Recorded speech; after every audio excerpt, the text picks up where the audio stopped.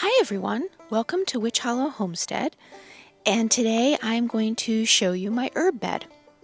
This I planted, I think about 5 days ago, and in it I have thyme. I put in one lavender. Never grown that before, they had it, and I just thought, I'm going to put that in. 4 oregano plants. I have my anise hyssop that I put in, I don't think it was a month ago, but maybe it was. It was close to a month ago, which is growing really nicely. And then I have 2 empty spaces. One space is going to be for a nasturtium, and one space is going to be for marjoram plant.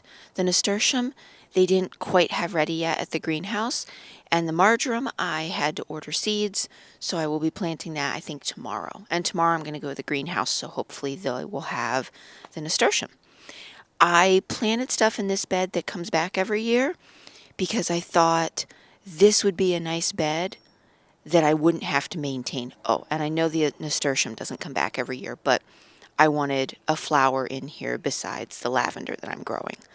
But I thought this will be good every year. I can just give it some nice compost, feed it a little bit, put new straw on it, and we'll keep having fresh herbs.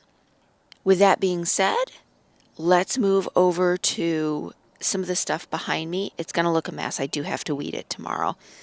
But I want to show you stuff that I've grown previous years that keeps coming back and looks great.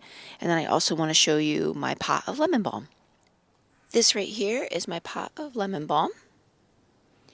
I planted 4 lemon balm plants in here last year, and I didn't know if they were going to grow back or not because I didn't put a ton of dirt in here. However, they're thriving, so I'm going to leave them as is. I'm not going to transplant them. I want them to just sit in here and keep growing, and I will harvest them throughout the season. I'm not upset at all because they look really happy and healthy, and that made it easier for me to not have to plant more lemon balm this year. Now we're going to hop over and look at some of the other stuff I planted previous years. Okay, so this is the next patch. Now, while this looks like a mess in here, and I do need to weed it, there is a whole bunch of peppermint growing in between all of the dandelions and the grass coming up. So I've planted 6 peppermint plants in here over the last 3 years, and they come back every year and just look fantastic. So I didn't need to plant any more peppermint.